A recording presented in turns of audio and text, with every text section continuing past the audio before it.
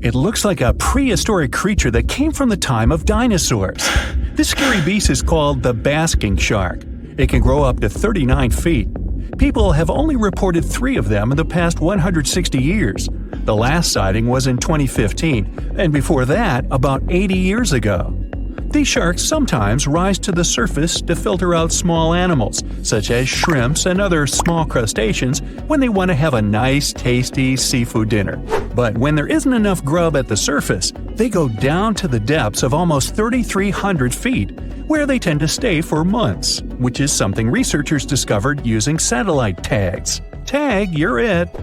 Now, basking sharks like to spend their time in more temperate waters, but they can migrate long distances. They live across the globe, but in warm tropical or subtropical areas, they won't go near the surface because they're not fans of high temperatures. The lion's mane jellyfish is not that rare, but it's fascinating how large it is. It's the biggest among jellyfish species and the longest animal. Its total length can reach 120 feet. That's approximately 23 feet more than the longest blue whale scientists know about. The jellyfish has around 70 to 150 tentacles, and they all contain huge amounts of neurotoxins that can seriously harm you if you come in contact with the animal. But people don't usually come across this type of jellyfish because it rarely lives near the coast, preferring the open ocean. Generally, you can find the lion's mane jellyfish no deeper than 65 feet below the surface, where it dines on small fishes, zooplankton, and some other types of jellyfish. It uses its tentacles to catch its value meal. Hey, you want fries with that? The giant phantom jelly comes out of the darkness and depths of the ocean's midnight zone. Its sun hat-shaped bell reaches over 3 feet across. This bell trails 4 ribbon-like mouth arms that can be up to 33 feet long. This quite rare creature uses its mouth arms to catch unfortunate animals swimming around and not knowing what's coming for them. Giant phantom jelly propels itself through the water with periodic pulses coming from its orange head. It glows faintly and mysteriously in the pitch-black depths. It lives across the globe in all the oceans except for the Arctic. I'm guessing it's too cold. Because of its odd shape, people often call the oarfish the dragonfish or sea serpent. It's about 26 feet long, which makes it the longest bony fish we know about, and lives at depths of 3,300 feet. Oarfish spend most of their time in the deep, dark parts of the open ocean in tropical and subtropical areas. They almost never come to the surface, unless, invited. It's a ribbon-shaped and shiny silver creature with a long red dorsal fin and red oar-like pelvic fins. Its body has no scales and is very thin. The fish can grow to a length of about 30 feet and weigh 660 pounds. Oarfish have really big eyes that help them see better in their dark, scary surroundings. The frilled shark is definitely one of the gnarliest-looking marine animals out there. If you saw it somewhere, you'd probably think you went back to the age of dinosaurs. Yup, the frilled shark is a prehistoric creature because its roots go back 80 million years. This living fossil can grow to be 7 feet long. It got its name from its frilly gills. Even though frilled sharks have the shark part in their name, they swim similar to an eel in a distinctly serpentine way.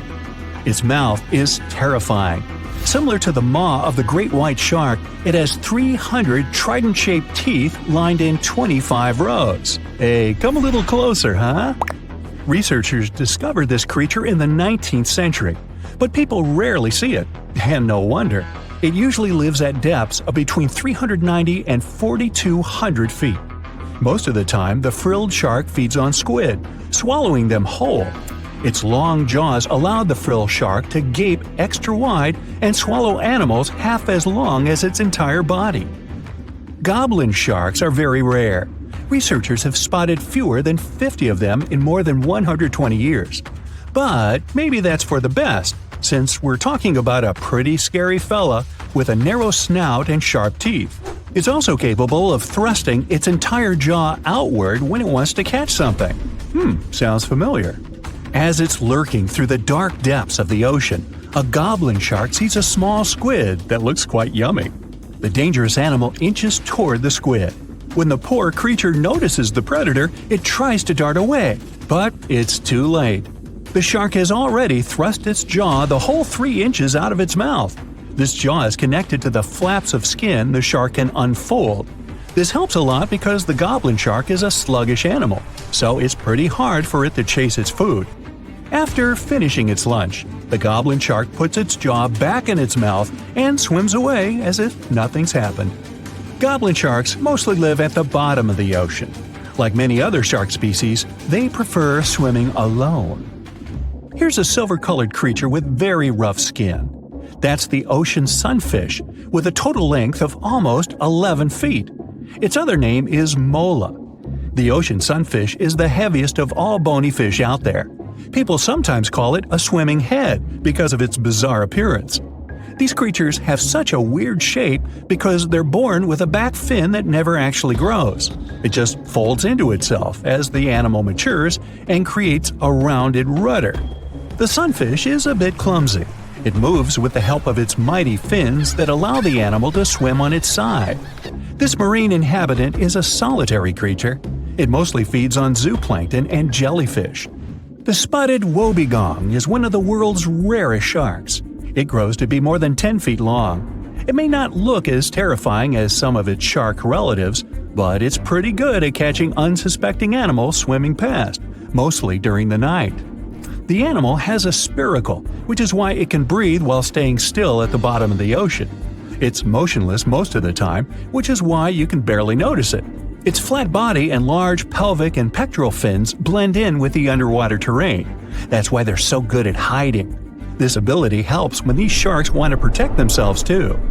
Wobbegong means carpet shark. They usually live close to the ocean floor in coral reefs, on sandy bottoms, and under piers. People have even spotted the shark in the water that is barely deep enough to cover its flattened body. Now, blobfish lack teeth and bones, so they can't actively hunt. Since they don't have much muscle mass, they can barely move around. Hey, I had a roommate like that once. They get their energy from animals they scoop up from the seafloor. They also know how to conserve this energy. That's how it usually goes with deep-sea creatures. They don't have as much food as those animals that swim closer to the surface. Instead, they have special body mechanisms that allow them to save energy for the times when they don't have much to eat. Pressure at the depths where the blobfish lives is 120 times as high as that at the surface. That's why the bizarre creature looks like a weird gelatinous mass only when you bring it up to the surface. The pressure here is not strong enough to keep its body together. Hey, breaking up is hard to do. The white margin stargazer could compete with the blobfish for the title of the ugliest animal in the sea, don't you think? Now, this animal has eyes on the top of its head, together with an upward-facing mouth which the creature uses to hide itself in the sand. That's where it spends most of its time, with only its eyes protruding from the sand. It chills this way until some small animal passes by. It can lunge at its target incredibly quickly, literally within milliseconds. This creates a vacuum in the water that pulls in a crab, fish, or some other small, unfortunate animal. Another tactic involves venom. This fish has a venomous spine in its shoulder blade that helps with catching other animals and defending itself against enemies. Even though it's not related to the electric eel, the white margin stargazer can generate an electric shock as powerful as 50 volts. Ow! Sharks, stingrays, crocodiles. If you encounter any of these whilst in the water, you know what to do. Get away quick! But let's look at some visually less intimidating underwater creatures that you should do the exact same thing upon seeing, as they can be just as dangerous in their own unique ways. Let's start with the pufferfish. Why is this bizarre-looking fish that's usually no more than 3 feet in size something you should avoid? Well, let's first address the strange appearance of the fish. For those of you who've never seen it, which is unlikely given its prominence in numerous film and television shows, you'll be aware that they have the unique ability to inflate themselves like a balloon. Researchers believe they developed this feature as a defense mechanism, given that their slow and clumsy swimming style makes them vulnerable to predators. So, instead of trying to escape by outswimming their chaser, the pufferfish can inhale large amounts of water or even air and expand up to 3 times their original size. They're able to do this because their stomachs are highly elastic. And by the time they're finished inflating, they look like a football. Well, a football with spikes, that is. These spikes are known as spines. Even though the fish can inflate to a large size, this still won't be enough to put off all its potential predators. So, these spines' purpose is to make the pufferfish even more inedible. Now, common sense would suggest that you should have no interest in jumping into the water and trying to eat a pufferfish for lunch. So, why does being difficult to eat make them something you should avoid if you come across them in the ocean? Oh, did I not yet mention that pufferfishes are extremely toxic? Let's break it down. In the event a predator fancies proving themselves as fearless and unbothered by catching themselves a pufferfish as a snack, they won't enjoy it for long. Almost all pufferfish contain tetrodotoxin, a poisonous substance. On top of making a pufferfish a very unsatisfying meal from a taste standpoint, this substance is also lethal to fish. And not just fish, but humans too. The substance is almost 1,200 times more poisonous than the well-known poison cyanide. There's enough poison in one pufferfish to endanger nearly 30 humans. Oh, and in the event you come into contact with this substance, there's no known antidote. So yeah, maybe it's best to stay away from them altogether. Might not be the easiest thing to do, by the way, if you spend a lot of time in the ocean, as there are more than 120 species of pufferfish found worldwide, most of which are in plentiful supply. They range in size from the 1-inch long dwarf or pygmy puffer to the giant freshwater puffer, which can grow to more than 2 feet in length. They all have 4 teeth that merge together into a beak-like form. Not to worry though. Thankfully, pufferfish don't have any real interest in humans. They're carnivorous, but their diet mostly consists of invertebrates and algae. Bigger pufferfish will even crack open and eat clams, mussels, and shellfish with their hard beaks. The pufferfish are believed to synthesize their poison from the bacteria in the animals they munch on. Who would have thought that those fish that look like the similarly named puffer ball could be so dangerous? So, what's the next underwater creature that you should express caution around? Perhaps even more conspicuous with its deadliness is the Congus geographus, more commonly referred to as the geography cone, which is the most dangerous out of the 500 species of cone snails. Yep, you heard that word right, snail. Not that different from the snails you used to pick up in your garden as a kid. This little guy, who typically measures between 4 and 6 inches, is better off to be avoided. However, you might be tempted to try and examine one, given their beautifully patterned brown and white shells, which are highly prized by shell collectors. So, why are they dangerous? Well, just like the pufferfish, they're also poisonous. Their venom is a complex concoction of hundreds of different toxins. It's delivered via a harpoon-like tooth propelled from an extendable proboscis, which is the long nose of any mammal. What is it with these creatures' lack of concern for human safety? Just like the pufferfish, there's no known antidote for the geography cone's venom. Treatment is limited to keeping any of their victims alive and well. Are there any side effects of their venom? Well, more bad news. Yes, there is, and it's instant paralysis. It has to be, or the snail's prey would simply swim away to die, and the creature would be left with nothing for its efforts. You have to remember that speed isn't the strong suit of most species of snails. Most gastropods, another name for both snails and slugs, move at a maximum of 3 inches per minute. This means if a snail didn't stop to rest for an hour, it could still only travel a distance of 16 feet. Not exactly an underwater cheetah. This type of speed doesn't make them terrifying as far as predators go. But what is terrifying is how something so slow can still be so dangerous, and several humans have had unfortunate encounters with the creature. Luckily though, like the pufferfish, the geography cone doesn't have regular contact with humans, and accidents usually only occur due to divers startling or stepping on the creature, or picking up a shell, not knowing the creatures inside. The creature has more of an interest in seeking out fish, marine worms, or other snails as prey. The geography cone also provides evidence that Mother Nature might have a great sense of humor. Research has found that among the compounds found in cone snail venom are proteins that, when isolated, have massive potential as a pain-killing medicine. These proteins target specific human pain receptors and can be up to 10,000 times more potent than other pain-killing medicine, without any of the potentially unhealthy added properties and side effects. So, pufferfish and underwater snails. Not exactly something as humans that we're going to think about when we have a gaping hole in our stomachs caused by hunger. Unlike crab meat, a total of 11 million tons of crab, lobster, and prawns are caught or cultured annually. Be careful about which type of crab you eat, though. Not all of them make an enjoyable meal. This is especially true of the Zanthy family, which is a diverse family of crab species found in Australia. They're easily identifiable from their black-tipped claws. We should be grateful for this unique identifying feature, too, and not just because it could help bring attention to and prevent a potentially nasty pinch from the crab. No, what you really need to worry about with some members of the Zanthy crab family is the toxins that they possess. Although they don't produce the poison themselves, the muscles and egg masses of some of the species have been found to accumulate two of the most dangerous natural substances known to man, saxitoxin and tetrodotoxin. The second one is the same poison found in the pufferfish. As little as 0.5 milligram of either of these substances can cause serious damage to a human. The good news is that if you do encounter one of these poisonous Zanthy crabs, they don't have any ability to deliver the poison themselves, such as by a bite or jab.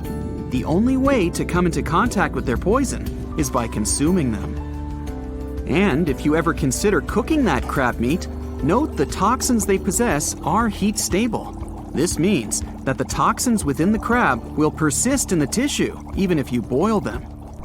If you really only have a Zanthy crab to eat, which, as we've established, you can't, there's a Japanese species of pufferfish that may be a viable alternative. It won't be easy though. Only the most skilled chefs in Japan have licenses to use the creature as an ingredient to make a local delicacy known as fugu. How about you just run to the store and pick up some salmon? Then again, maybe it's best to just do as originally discussed and avoid pufferfish, poisonous snails, and toxic crabs at all costs. The stonefish. Stonefish aren't going to win any beauty contests, unless the pageant is for best rock lookalike. Their tiny unreflective eyes and rough skin blend in perfectly with their environment. A large head, an even bigger mouth, and a home full of, it's rocks. And just because you're on the beach doesn't mean you're safe. Stonefish can survive for 24 hours out of the water. Stepping on one or even handling one won't be that fun. Their dorsal fin spines have extremely strong venom. It shoots out when they get stepped on, and it can lead to paralysis or even heart failure. You'll need help fast. No wonder they're one of the most dangerous creatures in the water, or anywhere. Be careful when scrambling around rocky areas. They love to play hide and seek. The deep-sea dragonfish. If there were a prize for the most hideous fish in the ocean, the deep-sea dragonfish would win. With slimy, scaleless skin, massive teeth, and a face only a mother could love, this bad boy of the sea is nothing to mess with. It likes to swim between 700 feet and 6,000 feet below the surface of the ocean, where the waters are the darkest and coldest. Along with some other creatures on this list, the deep-sea dragonfish relies on its bioluminescent body parts to catch prey. It also uses its hanging appendage, which boasts a little red light on the end, coming out from its lower jaw. Many fish mistake this little light for prey, luring them right into the jaws of the deep-sea dragonfish. Very clever dragonfish, very clever indeed. The Fangtooth. The Mariana Trench is an underwater trench with a depth of 35,000 feet, nearly 7 miles below the ocean surface. Let that sink in. While scientists know the Mariana Trench exists, it's one of the least explored places on Earth. It's also the deepest area of Earth's oceans. And although many creatures down there probably haven't even been seen by humans yet, scientists have had the creepy pleasure of getting to know the Fangtooth. The Fangtooth fish shamelessly lives up to its name. Just look at that thing. The fangtooth is carnivorous and feeds on just about anything it can find that gets caught in its sharp-toothed mouth. These fish rely on their contact chemoreception to find prey. In other words, they can sense chemical residue that comes off of other living organisms in the deep sea. This is because they don't have any light-producing cells on their bodies, unlike many other deep-sea fish. On top of all that, it's pretty dark down there, so whatever crosses their path, they chomp on. While these guys look pretty scary, they're not a threat to humans. They only grow about 7 inches long. Even so, I wouldn't want to run into one of these things during a relaxing swim in the ocean. The Dunkleosteus. Strangely enough, this prehistoric fish, known as the T-Rex of the seas, had no teeth. Those were replaced with bony plates that allowed it to have the strongest bite among other monsters of its size. The Goblin shark. If you thought the movies about sharks were scary, this next deep-sea creature will make you swear off going for dips in the ocean forever. However, it lives 3,000 feet underwater, so you'll never likely see it face to face. The Goblin shark looks like a cross between a shark and a creature from your worst nightmare. These sharks boast a protruding sword-like snout with a jaw that juts out to match. Unlike other sharks that have more of a gray hue, this creepy thing looks not so pretty and pink. Aside from their scary demeanor, what do scientists really know about the Goblin shark? Well, not much, except that they can grow up to 18 feet in length.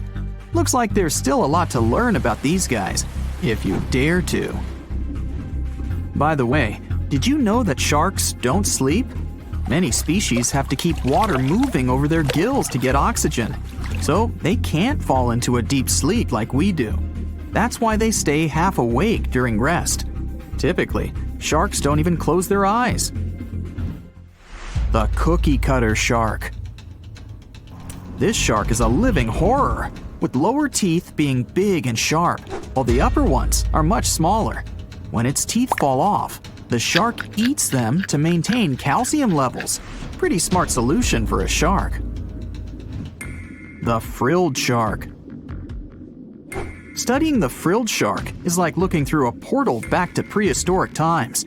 That's because scientists think that these eel-like sharks haven't changed much since their oldest ancestors roamed the deep sea waters, so they're sometimes referred to as living fossils.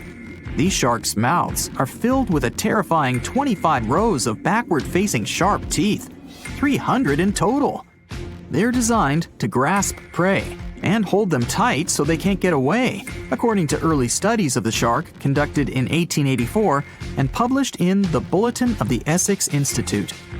Luckily for swimmers, the frilled sharks live between 390 feet and 4,200 feet below the ocean's surface, so they'll probably never run into them. Probably. This is probably the worst nightmare of any dentist. The northern stargazer.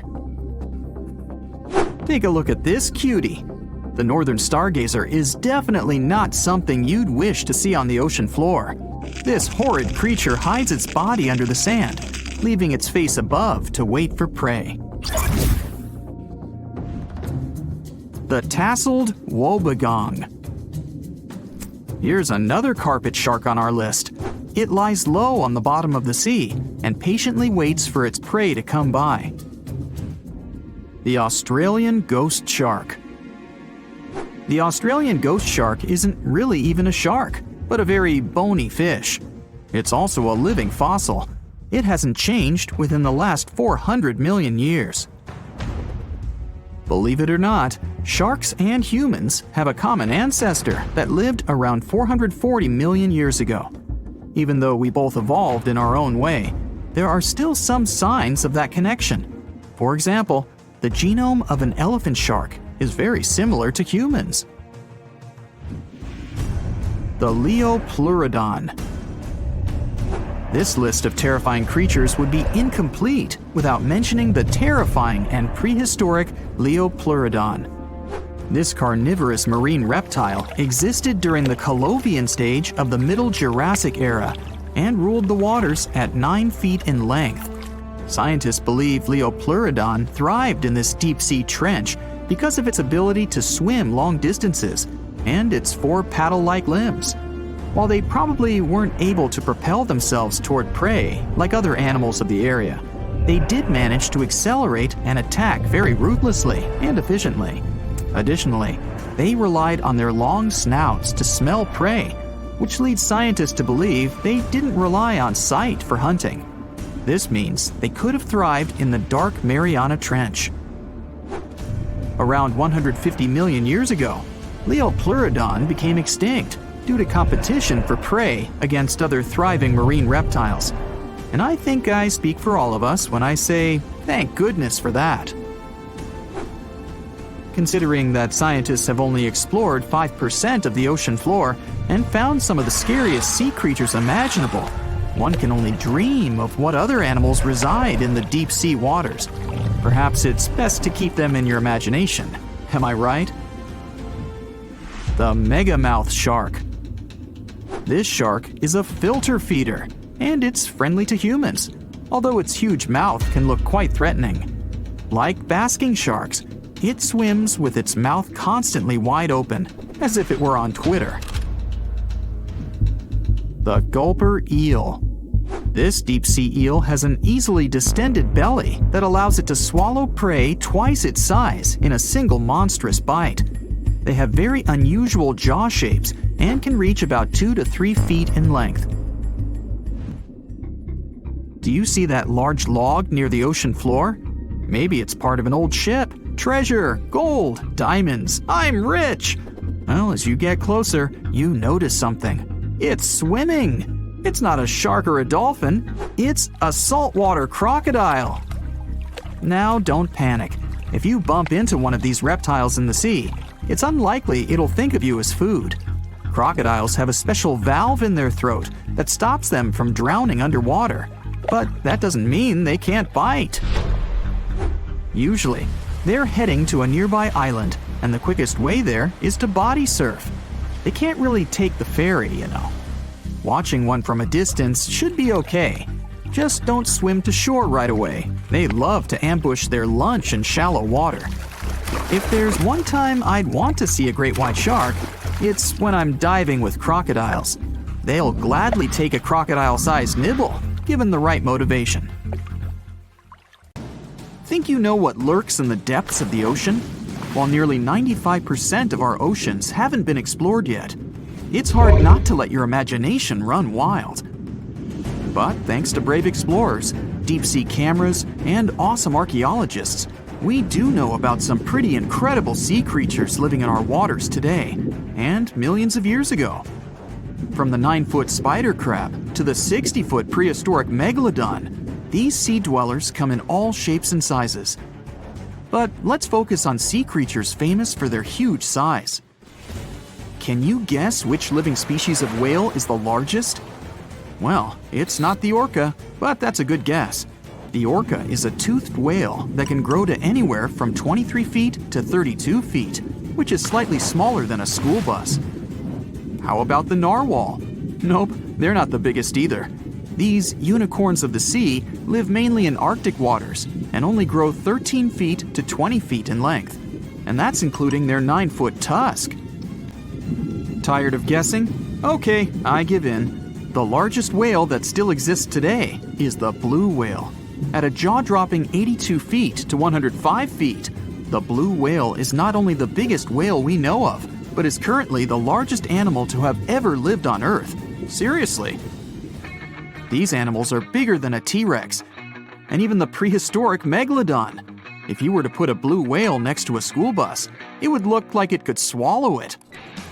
Think about that. According to National Geographic, a blue whale's tongue can weigh the same as an elephant. And their hearts can weigh as much as a car. That doesn't even sound possible. It's no wonder these giants need to eat about 4 tons of krill every day. While there aren't too many animals living today that can compete with the blue whale's epic proportions, there is an entirely different species that is a good contender, and it's not quite what you would expect. It's a jellyfish. No, I'm not talking about the little jellyfish that wash up on the shore and ruin a perfectly good day at the beach. I'm referring to the lion's mane jellyfish, the biggest jellyfish around. This invertebrate can grow up to 120 feet long. They also come in different gorgeous colors like red, purple, or even shades of orange. As if their length wasn't impressive, the lion's mane jellyfish boast a whopping 8 sets of 70 to 150 tentacles. That means they can have up to 1,200 in total.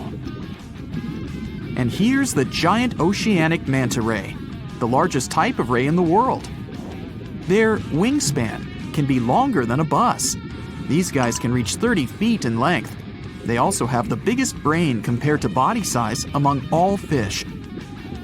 Unlike their stingray cousins, mantas don't have venomous tails. And while the lion's mane jellyfish and the blue whale are yet to be beaten for the longest sea creature, there is one marine creature that can grow even larger in length. The Portuguese Physalia physalis, tentacles and all, can reach a length of 165 feet long, and that's according to mentalfloss.com. While this thing may look a lot like a jellyfish, it's actually known as a siphonophore, and there are hundreds and sometimes thousands of them that are genetically identical. Their long tentacles help the organism catch prey, and its sting is fatal to most animals, even humans in some cases.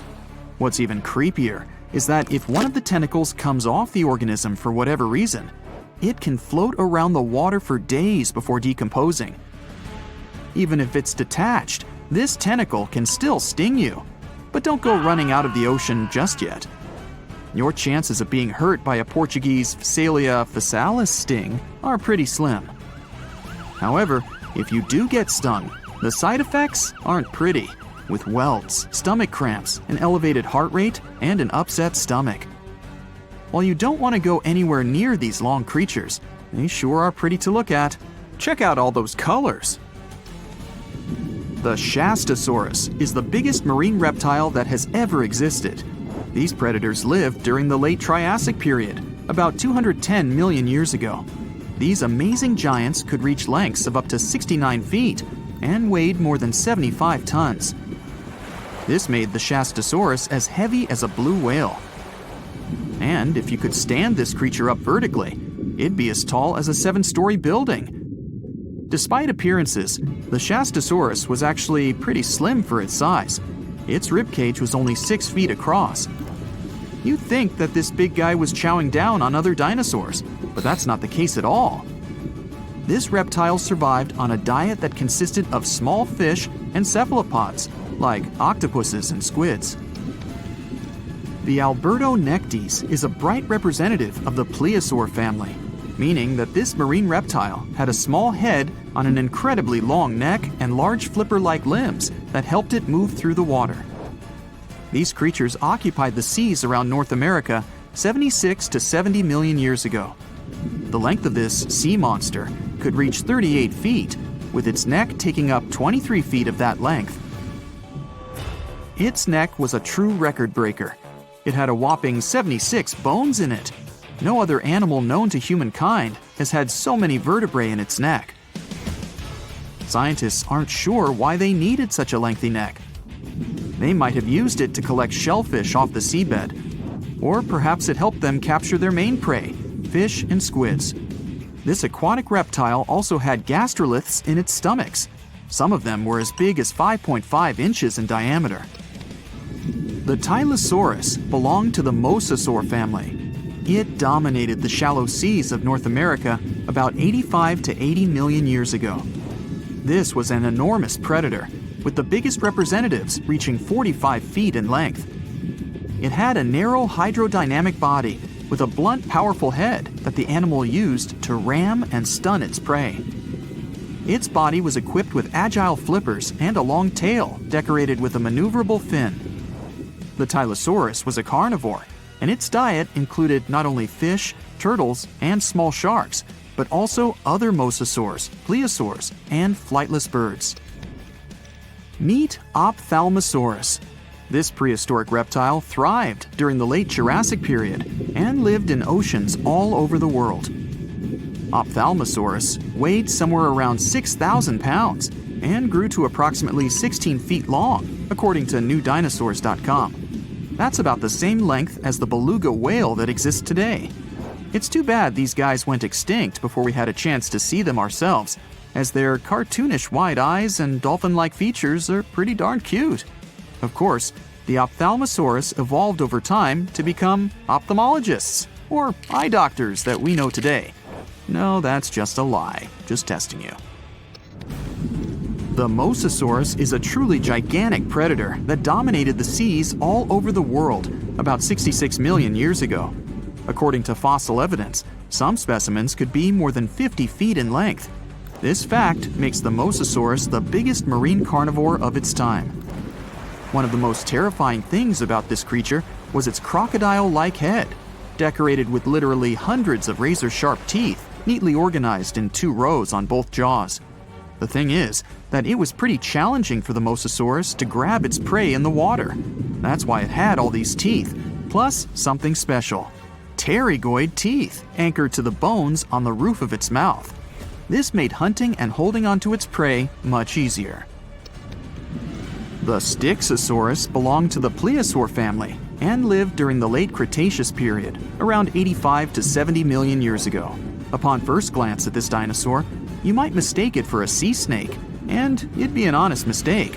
Styxosauruses were about 35 feet in length, but over 16 feet of that consisted just of their long snake-like neck. They had a comparatively small body and weighed approximately 4 tons. Their mouths were full of razor-sharp cone-shaped teeth that they used to catch fish. They didn't need to chew their prey, thanks to the 200 small stones called gastroliths in their bellies that probably aided in digestion. At the same time, some scientists believe that the Styxosaurus used these stones to sink to the ocean bottom in search of particular types of fish. Looks kinda like Nessie to me. The Bermuda Triangle is one of the most heavily traveled shipping routes in the world. Some skeptics believe that this fact solves the Bermuda Triangle mystery. Statistically, the busier the area, the higher the frequency of accidents and disappearances. While this makes sense, it's not the frequency of disappearances that's responsible for the mystery of the Bermuda Triangle. It's the lack of explanation or wreckage found. On his very first voyage to the New World in 1492, Christopher Columbus sailed through the Bermuda Triangle. Columbus reported that one night, when he was on the deck of the ship, he noticed a giant light appear in the distance, unlike anything he'd ever seen before. Columbus looked at his compass for direction, and it gave off erratic readings. You might have noticed that the Bermuda Triangle doesn't appear on any world map. This is because official institutions refuse to acknowledge that the area actually exists. No one exactly knows how many ships and planes have disappeared in the Bermuda Triangle. The rough estimate is 50 ships and 20 planes. Most of the time, the disappearances had no explanation and no wreckage has ever been left behind. When the TBF Avenger planes went missing, a massive search operation was conducted. Boats and planes searched the Bermuda Triangle for any signs of the aircraft. One of the boats searching was a PBM-5 Mariner airboat. The airboat took flight at 7:27 p.m. and called in a routine radio message 3 minutes later. Then, it was never heard from again. No trace was ever found of the rescue airboat or the 5 Avenger aircraft. A huge investigation was launched into the disappearance of all these vehicles, but nothing was ever discovered. The Bermuda Triangle is home to some pretty intense and unexpected weather. Storms build up quickly and unexpectedly, then disappear soon after. If you blink, you might miss it. This could explain why few distress signals are issued. Pilots and sailors never saw the weather coming. A popular theory suggests that rogue waves are responsible for the many disappearances. Rogue waves are called extreme storm waves by scientists. They occur when different weather patterns take place at the same time and cause large, unexpected waves that reach up to 100 feet tall. Witnesses say that the waves look like giant walls of water. These waves could explain why ships go down fast and without leaving any trace. Just off the coast of Japan, you'll find the Bermuda Triangle of the Pacific Ocean. They call it the Devil's Triangle. Between 1950 and 1954, 9 ships disappeared in this area without leaving a trace. The ship Kaio Maroon 5 was sent to investigate these unexplained disappearances when it also vanished. After this incident, the Japanese authorities labeled the area as a danger zone, and sailors were encouraged to avoid it.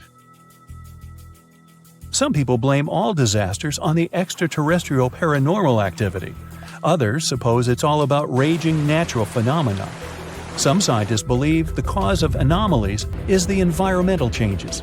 Also, there's a really high concentration of methane hydrates on the bottom of the ocean in the Pacific Bermuda area.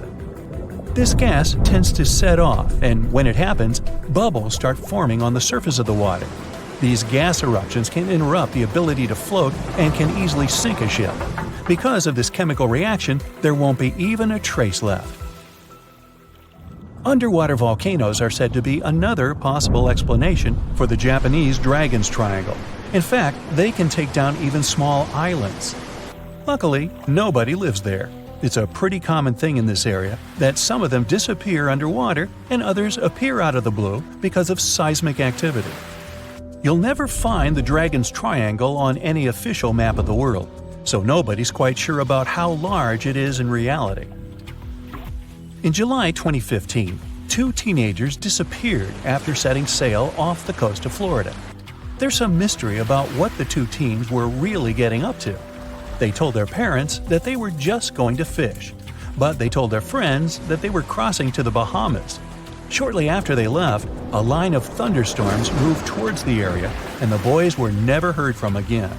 A massive search was conducted, but sadly, nothing was found. 1 year later, the pair's boat was found off the coast of Bermuda with a broken iPhone and some personal effects left inside. One of the most popular and bizarre theories trying to solve the Bermuda Triangle mystery comes from Charles Berlitz. He insists that the area is home to the lost city of Atlantis. The missing ships and planes and malfunctioning equipment, according to him, were all caused by rays of energy let out by the special energy crystals that power Atlantis.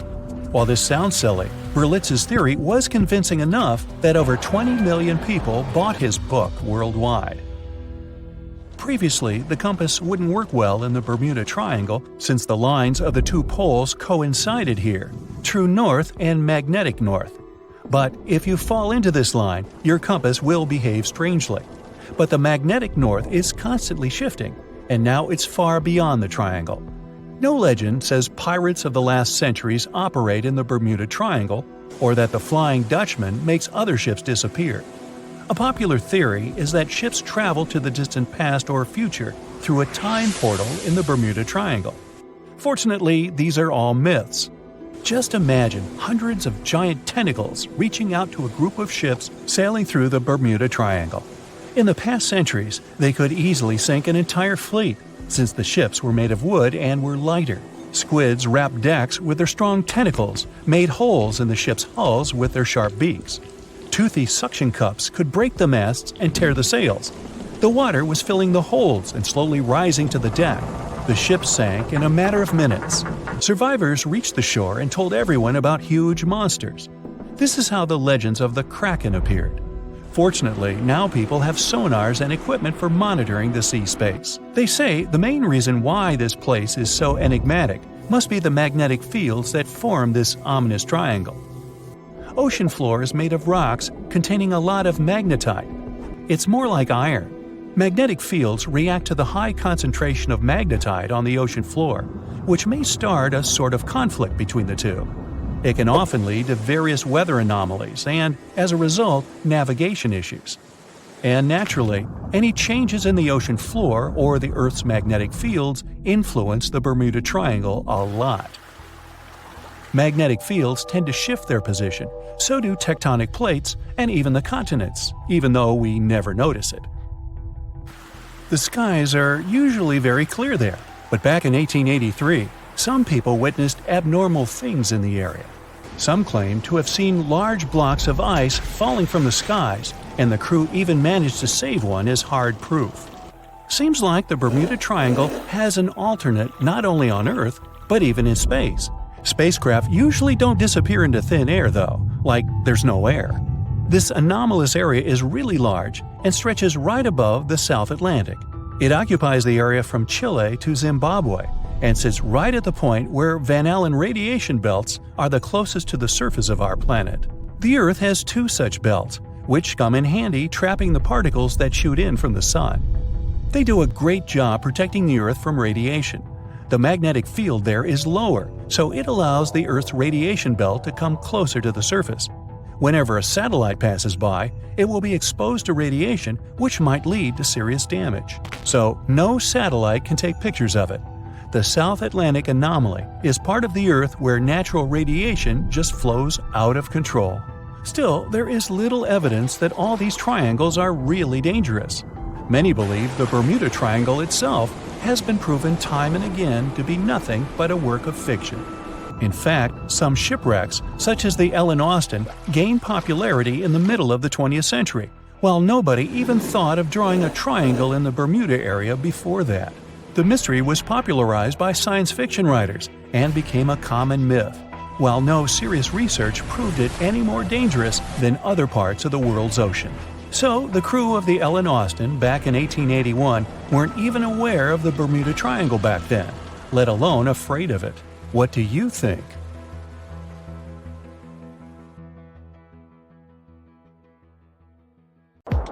Wanna high-five a sea creature? Well, put your hand up for the Tasmanian red handfish. This fish doesn't swim like a fish. It walks. It uses its flipper-like hands to stroll around on the ocean floor. These bottom walkers are disturbed by swimmers and boats a lot. Some people even want to take them home as pets. I think it's better to just give them a wave and swim on by. The vampire squid. Its species name is Vampiroteuthis infernalis, which translates to vampire squid from hell. Oh yes, this vampire squid means to terrify everyone with its name, its dark red color, its spikes at the bottom, and the scary fact that it can basically turn itself inside out. The vampire squid loves putting on a good show, but it's as harmless as a kitten is to humans. It's as if Dracula scared the pants off you, but he didn't have blood-sucking fangs.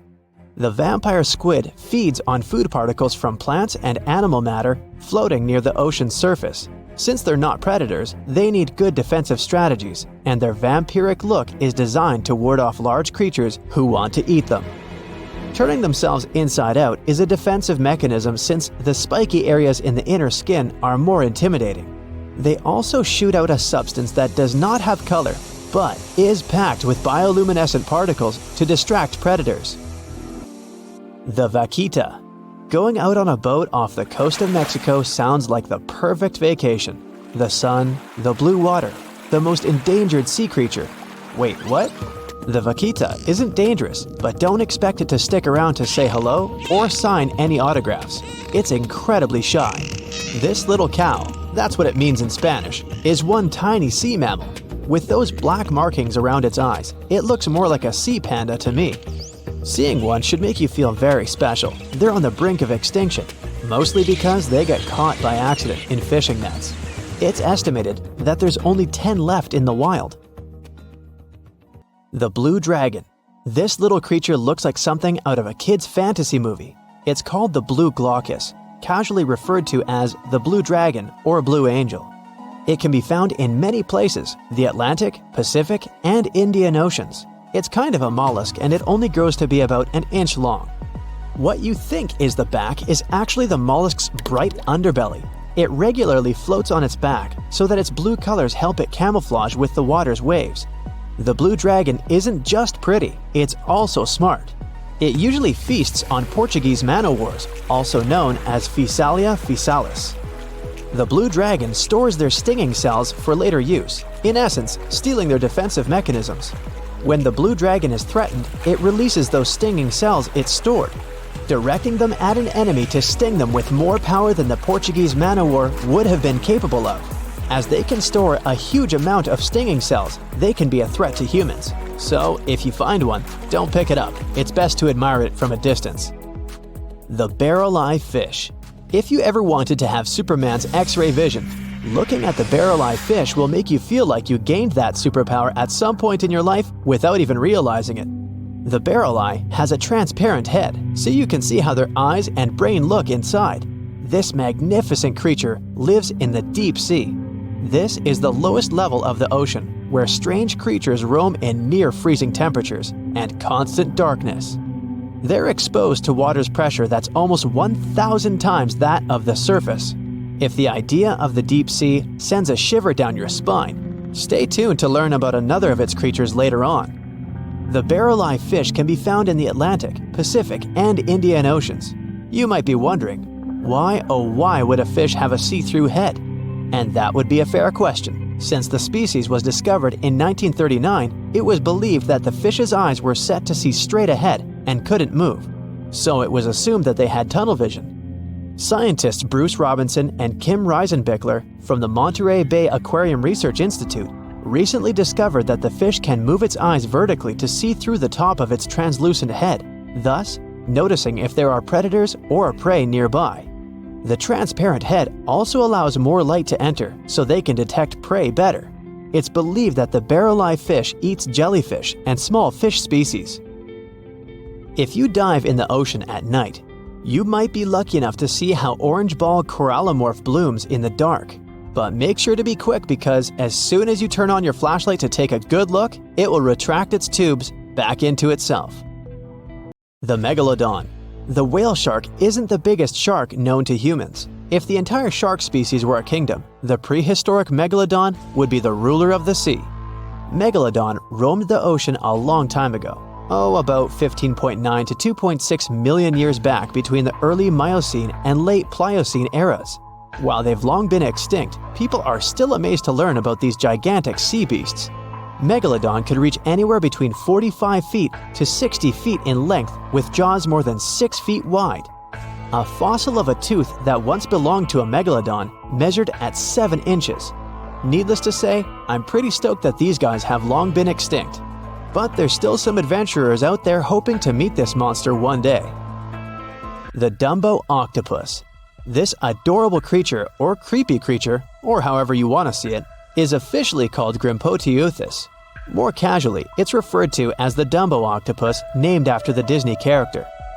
Though Dumbo, the elephant, not the octopus, was teased for his big ears, it's highly unlikely that this adorable octopus gets teased by its water neighbors. They are the deepest living octopuses living in the deep sea, and you know how scary that place is. They're only about 8 inches tall and spend their days hovering just above the seafloor eating snails, worms, and other food they find in the current or near ocean vents. There are nearly 17 species of Dumbo octopus, and they all have differences in height, color, and body parts. If you can't get enough strange animals, you'll be glad to learn that the deep sea has barely been explored by humans. So keep an eye out. There are bound to be more fascinating animals discovered in the deep in the future. The sea angel. These creatures might look and sound pretty cute, but their diet is far from sunshine and lollipops. Their favorite food are sea butterflies. They lay mucus traps for them and wait in ambush. The squat anemone shrimp. This shrimp is tiny, only 0.5 inches. It's also known as a dancer shrimp because of its peculiar behavior. When agitated, it raises its bottom above its head and does a little dance. Divers also say it readily jumps on their hands and cleans them. The coconut crab. This guy may look pretty creepy, especially when the sun goes down. Mature coconut crabs are around 3 feet in length. Their preferred foods are coconuts, but they can also hunt down lizards and even large birds. The slender snipe eel. Slender snipe eel is a slim and long creature that's still a mystery for marine scientists. It's 4 feet long and it has at least 750 bones in its spine, which is much more than any other animal in the world. The sea pen. Sea pen is 7 feet long and it has a lot of varieties, but most of them look indeed like a pen or a quill. The similarity is even more striking when the animal has a water-filled bulb that anchors it to the floor. The Persian carpet flatworm. This creature looks indeed like a carpet, despite being very small by comparison. It's only 4 inches long, able to become both male and female. It doesn't really mate with other flatworms. Rather, it fights them for the right to bear posterity. The flamingo-tongued sea snails. Tourists love these extraordinary snails for their pretty colors, thinking it's a shell, but in fact, the shell is quite dull and hidden underneath colorful soft tissues. They eat softer, toxic parts of corals and store their toxins to protect themselves. Komodo dragons are the world's heaviest lizards you can see today, mostly seen in Indonesia. But that might not be where these giant scary creatures really came from. Scientists found their fossils in eastern Australia, and what's interesting is they were about 4 million years old. They're dominant in the food chain and can take down really big animals like deer, water buffalo, and wild boar. Komodo dragons will basically eat almost anything that comes their way. Since Komodo dragons are not so picky when it comes to their meal, people believed for a long time that their bites can be fatal because of the number of bacteria in their mouths. In reality, they're one of the few venomous lizards on Earth. Gharial really looks like a creature you'd see walking by dinosaurs and fighting for its spot in the food chain in prehistoric times. These fellas have been on our planet for tens of millions of years. Look at its long, narrow mouth and sharp teeth. Its snout might look odd at first, but it's perfect to catch the food they like the most: fish. They're also good parents, even the most dedicated ones in the world of reptiles. Females lay their eggs in multiple nests close together and keep them safe from the river and potential predators. When young sense danger, they will rush to the nearest gharial and even clamber onto their heads to hide from what's chasing them. Sturgeon looks like that simple, primitive, ancient fish for a reason. It's been on our planet for at least 250 million years. Its fossils are all over the northern hemisphere. You can mostly find them in big freshwater rivers and lakes, but some species tend to travel to the oceans and return to lakes and rivers only when they need to breed. On average, they live 50 to 60 years and grow up to 18 feet. Many of them leap out of the water and make a loud splash. You can hear on the surface even if you're a half a mile away. No one knows why. It could be the way they communicate with other sturgeons. Solenodon. It's a venomous mammal with a chunky body and short legs. It's been living in the Caribbean area for more than 70 million years. They can climb but still spend most of their time on the ground. There, they move in an irregular path with a waddling gait, but when necessary, they can run pretty fast for short distances. They have a special way of communication: chirps, twitters, clicks, squeaks, and squeals. They have specific skin glands which give them a goat-like odor. At night, they like to search for invertebrates. They probe soil and leaf litter soil using their long snout. It's flexible, similar to our shoulder joint. This way, they're more mobile and they can explore narrow crevices, while using their sharp claws to help them to tear apart rotten tree trunks. Oh yeah, snails, lizards, frogs, land crabs, bird eggs. They're welcome on the menu as well. The sea lamprey is an ancient parasitic fish that lives in the western and northern Atlantic Ocean. Because of their body shape, people sometimes inaccurately describe them as lamprey eel.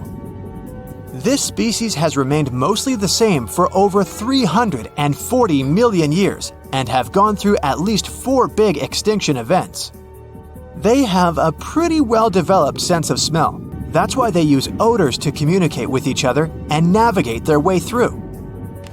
Check out their teeth. They have at least 12 rows of them arranged in circles. A single nostril lies at the top of their heads. They're like sea vampires since they suck other fish's blood. Some lamprey species are non-carnivorous, and what's crazy, they don't eat at all. They just live off the energy they stored back in times when they were young and were eating. You must admit, echidna is a real cutie. A bit bizarre and a walking contradiction though. First, they look like a mix between an anteater, a badger, and a porcupine. They are mammals, but a primitive type that lays eggs. The only such type of living mammal we usually call monotremes is a platypus. Also, echidnas are also classified as short or long-beaked, even though they don't have beaks at all, just fleshy noses that can be rather short or long. They're covered in hollow spines, and these are actually modified hairs. Fur between the spines is what gives them insulation. They look weird, but it obviously works for them since they've been unchanged for tens of millions of years. Alligator gar is a curious animal that looks more like it's mythical than real. It's not a mixture of a koi carp and a crocodile, and it's not related to alligators. But check its sharp teeth and crocodilian head. It's easy to see where the name comes from. They're more than 150 million years old, and this is the biggest fish species in North America that spends nearly all of its time in fresh water. They can tolerate brackish water and even stop by for salt waters, but swamps, bayous, lakes, and the sluggish pools of big rivers are still their favorites. They're not dangerous for humans. Some call the shoebill stork the most terrifying bird in the world. One thing they could certainly win is definitely a staring contest. They can stand literally motionless for hours, holding their bills down against their neck. And their golden eyes certainly tell you they're up to no good. They're known for their strong bite. These birds may be more related to pelicans than storks, since their vocal organs are similar. Babirussas, sometimes even called prehistoric pigs. In the Malay language, their name means pig deer. Check out their barrel-shaped stocky bodies, somehow perfectly balanced on delicate legs that look like deer's legs. Males have large tusks that grow upwards through their snouts and at some point curve back towards the head. There are cave drawings that depict them, which are over 35,000 years old. Unlike regular pigs, babirussas rarely dig or root into the ground. They're missing what's called a rostral bone in their nose. That's the bone that keeps the snout stable and rigid. Without it, these animals can't pierce the hard dirt. Chinese giant salamander is a funny-looking creature that's been roaming our planet for 170 million years already. We're talking about the biggest amphibian in the world. It can grow to be bigger than some people, up to 6 feet long, with a weight of 110 pounds.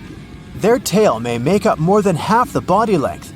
It's hard to notice them because this specific color helps the animal to blend in with the floor of the rivers where they usually live. Tuatara might look like a regular iguana at first, but it's literally a living fossil since it's been around for about 250 million years. Even its body shows its ancient history. There's a primitive third eye on the top of their head. It's hard to see it though, especially because some tuataras have scales over it. Scientists think it's some sort of an ancient light sensor. The reptiles used it to set their both seasonal and daily biological functions.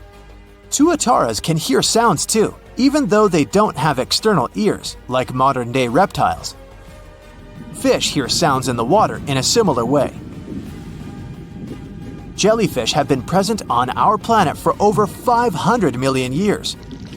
Yep, that means they're 250 million years older than the first dinosaurs. But their bodies are soft and almost completely water, so their fossils are really rare. The oldest one was discovered in Utah and was 505 million years old. One species of jellyfish is basically immortal. When it faces some kind of environmental stress that would mean an end of life for other jellyfish, these can just revert back to be a tiny blob of tissue, and then they develop, starting their life all over again. Today, I'm going to tell you about creatures that had unique features which allowed them to grow to incredible sizes. They were some of the most impressive animals to have ever existed on our planet. The Argentinosaurus is a genus of sauropod dinosaurs that lived approximately 97 million years ago in what is now South America. Scientists think it was one of the largest land animals ever, with a length of up to 100 feet and a weight of up to 100 tons. A farmer stumbled upon a giant leg bone while tending his cattle. That's how he discovered the first fossils of the Argentinosaurus in Argentina in 1987. Further excavations uncovered more bones, revealing a massive dinosaur that would have dwarfed most other animals of its time. The Spinosaurus, meaning spine lizard, is a genus of theropod dinosaur that lived around 97 million years ago in what is now North Africa. It is believed to be one of the largest carnivorous dinosaurs to ever exist, with a length of up to 60 feet and a weight of up to 23 tons. The Spinosaurus is known for its distinctive elongated sail-like structure on its back. It was likely used for thermoregulation. It also had long crocodile-like jaws that were lined with sharp teeth. This allowed the creature to catch and eat large prey, such as fish, crocodiles, and other dinosaurs. The first fossils of the Spinosaurus were discovered in Egypt in 1912. The sperm whale, Physeter macrocephalus, is a species of toothed whale that is the largest toothed predator on Earth. It also has the largest brain of any animal species. It is found in oceans all over the world and can dive to depths of up to 7,000 feet in search of food. You can easily recognize sperm whales by their massive, block-shaped heads, which can measure up to 1/3 of their total body length. They have dark brown or grayish-blue skin and a distinctive wrinkled appearance. The Titanoboa is an extinct genus of a giant snake that lived approximately 58 million years ago. It is considered to be the largest known snake ever. It could grow up to 42 feet and weighed around 2,500 pounds. The first fossils of the Titanoboa were discovered in a coal mine in Colombia in 2004. This discovery meant a lot because it provided insights into the size and behavior of snakes during the Paleocene era, as well as the overall climate and ecosystem of the time.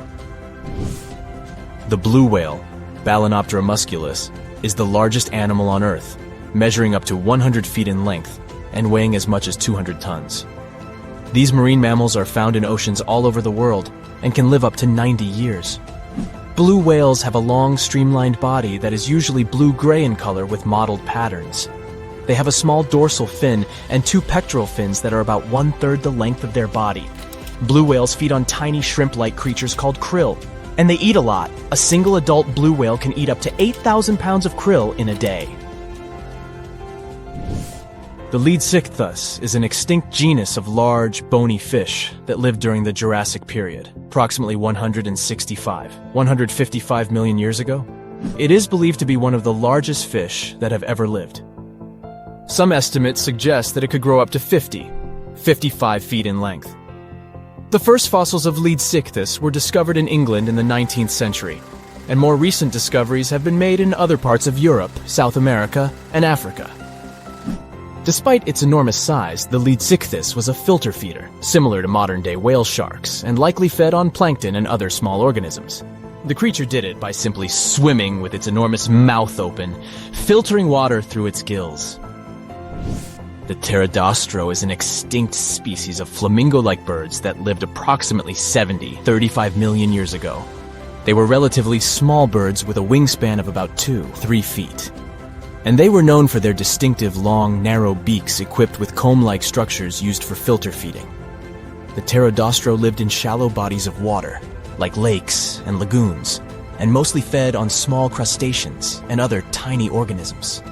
The animal filtered them from the water using the comb-like structures on the inside of its beak while swimming through the water. The African elephant is the largest land animal on Earth and one of the most recognizable ones.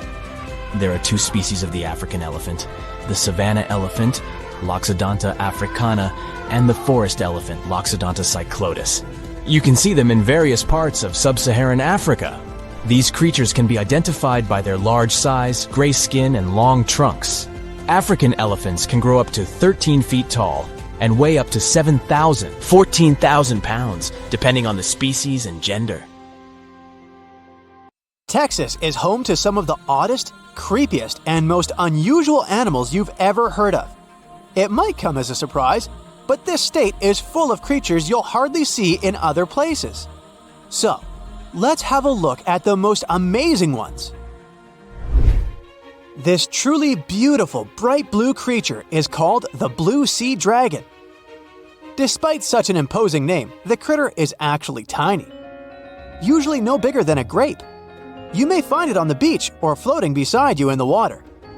Now, you need to remember one thing. However pretty this little slug may look, never ever touch it. One tourist spotted a few of these pretty dragons on the shore of Mustang Island. He scooped one of the creatures up.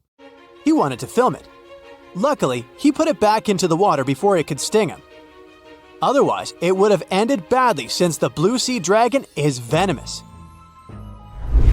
Despite their tiny size, their sting can pack a punch.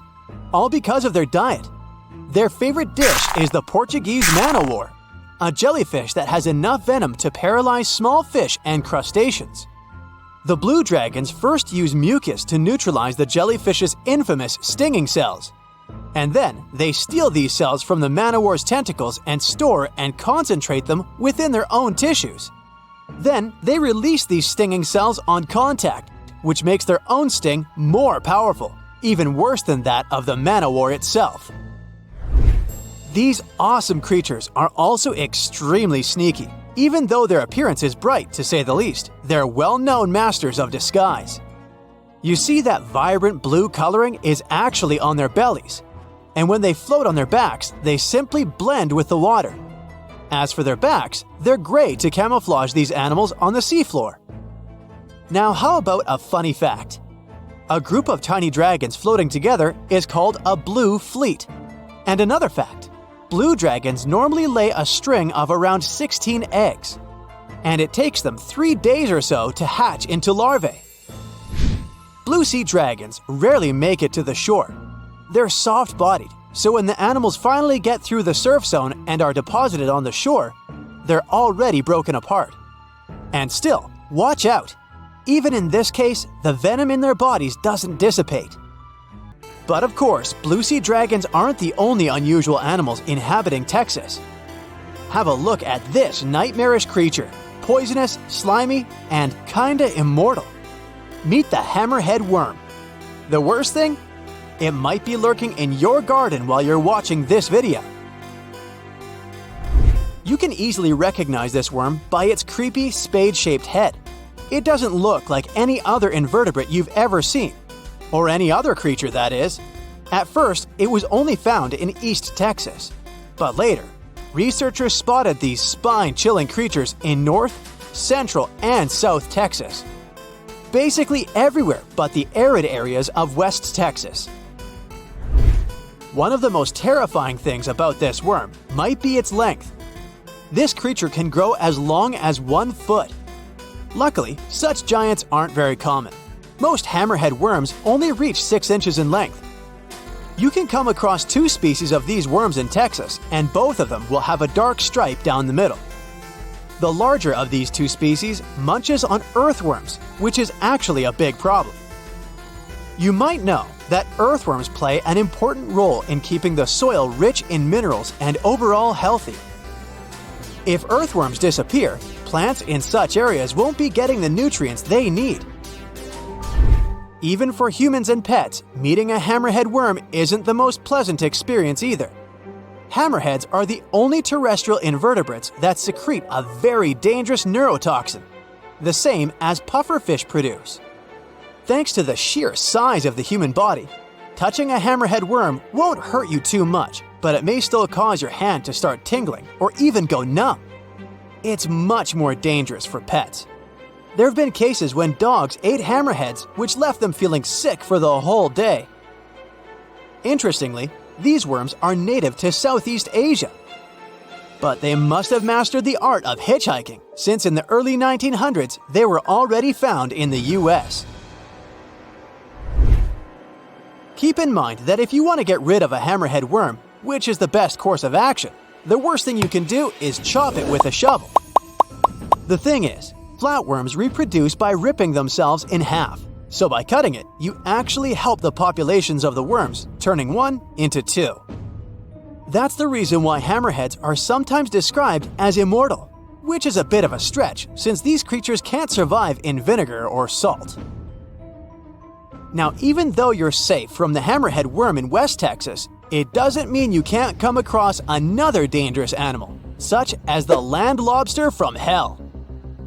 These creatures are also known as vinegaroons, and they're not real crustaceans. They're arachnids. Huh?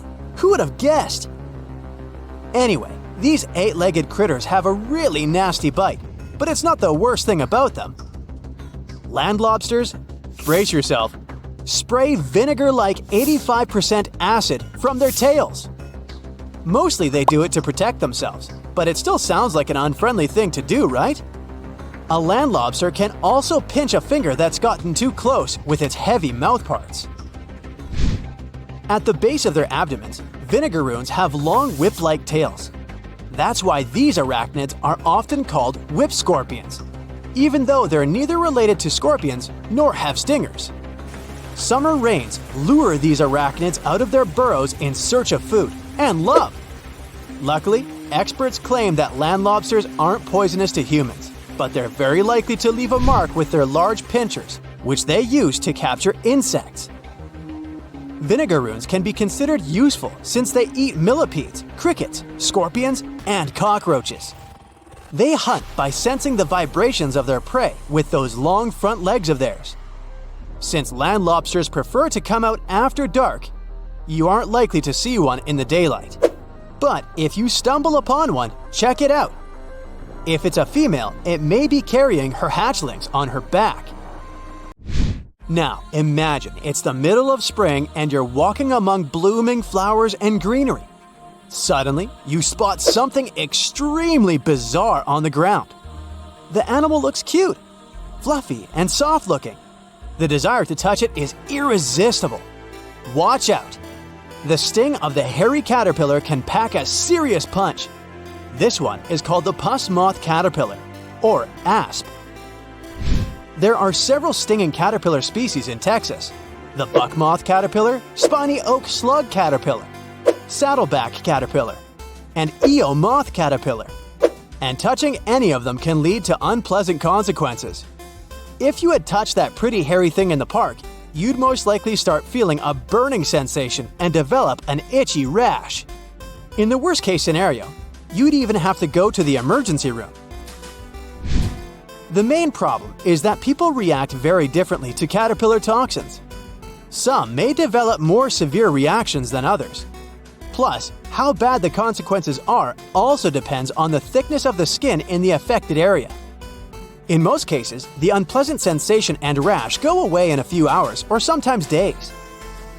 On the bright side, such caterpillars later turn into moths and butterflies that help pollinate flowers and trees. Getting rid of these critters means doing a massive disservice to the area where you live. Specialists are sure that coming across a stinging caterpillar won't lead to anything bad if you keep in mind the rule of thumb. If a caterpillar looks fuzzy, don't touch it. And the best solution to dealing with such creatures is educating people on what such caterpillars are, what they look like, and why it's dangerous to touch them with unprotected hands. Hold on to your hat, my friend. These internet users came across some hauntingly spooky stuff IRL, but I'm guessing you'll want to stay away even from these pics. Picture this. You're boarded and ready for takeoff in a huge Boeing jet. It's your first time on an airplane. You were scared, but people kept telling you it was safe.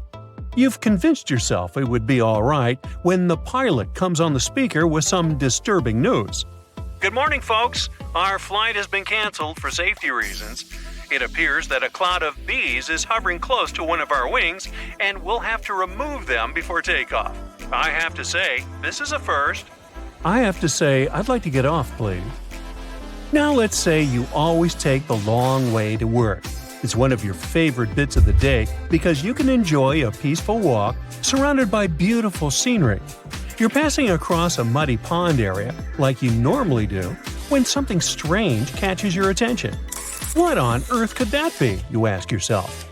Apparently, it's a colony of reddish worms, just casually existing. I think my stomach just turned a little. Have you ever backpacked anywhere around the world? If you have, then you were probably worried about one thing and one thing only: bed bugs.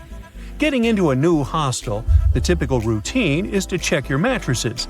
The worst thing is to sleep in a bed filled with these little creatures and then have to wash all your clothing the next morning just so you won't pass this around to other establishments. If you ask me, this appears like a bedbug and sci-fi beetle had a fight in this person's bed and this is what was left. Well, jokes aside, it reminds me of the remains of some bug. Which bug? I have no idea. I'd tell this woman and all hostile owners to use some kind of mattress protector, just so that backpackers all over the world can stop sweating so much over these tiny creatures. Now, you've just won an all-inclusive trip to Hawaii. Ah, the white sandy beaches and the amazing sunsets. You're happy to leave your fancy hotel and take long walks on the beach. But wait, what's that? It appears like a lobster shed its tail and the remains came floating all the way to the sand. But according to experts, that's not a lobster. They wouldn't shed just their tail. That appears to be some kind of isopod. Isopods are crustaceans that look somewhere between shrimps and lobsters. That's why you thought it was a lobster, huh? They also look like giant roly-polies. Do you know what these are? Someone had a roly-poly infestation in their house, and it does not look like something you want to have to deal with. Imagine spending your days hunting these tiny creatures all over your furniture. No thanks. Now, when I was a kid, I loved playing pranks on people. But I would be the first one to be completely spooked when someone played a prank on me. I'm guessing the person who ran into this thing on their office wall wasn't too pleasant. But hey, maybe it's karma, right? What goes around comes straight back around. Imagine it's a sunny Sunday morning and you went on a hike with your best friends. You hiked up a pretty steep mountain covered in knee-high vegetation. You know what that means, right? Bugs. The great thing about bugs is that they never cease to amaze you. There are endless varieties of extremely rare and never-before-seen bizarre bugs. The first one you met was this thing right here. It fell off your dog's back. It resembles a jackfruit seed mated with a spider, and this is what came out of that union. Hopefully, it's just a bizarre insect and not threatening in any way. Your sock also picked up a few buddies along the way. Look at the number of ticks your sock protected you from. The next time you go on a hike like this one, you should take some kind of bug repellent with you, but a strong and effective one. You know, like an ultrasonic repellent that disorients ticks, so they'll never find the way to your juicy socks. And speaking of bugs, quick test here to find out if you're the type of person that loves or loathes the great outdoors. Imagine it's early in the morning and you just woke up in a remote house found deep inside a forest. You step outside, and the first thing you see on the porch is a snake casually passing by. Would you take a selfie with it, or close the doors and hide back in your covers as fast as humanly possible? Or maybe you just woke up, opened the door to the outside world, and got to be the sole witness of a bug molting. Would you shed a happy tear or be disgusted by it? I mean, look at it. It seems like a baby Pokemon. So cute. Ah, it's summertime. My favorite time of the year. You can enjoy the pool until late in the evening and meet your friends and family for a Sunday outdoor picnic. But there's one thing that really annoys me: bees. Eating outdoors usually means having to share some of your juice or yummy food with a bunch of bees.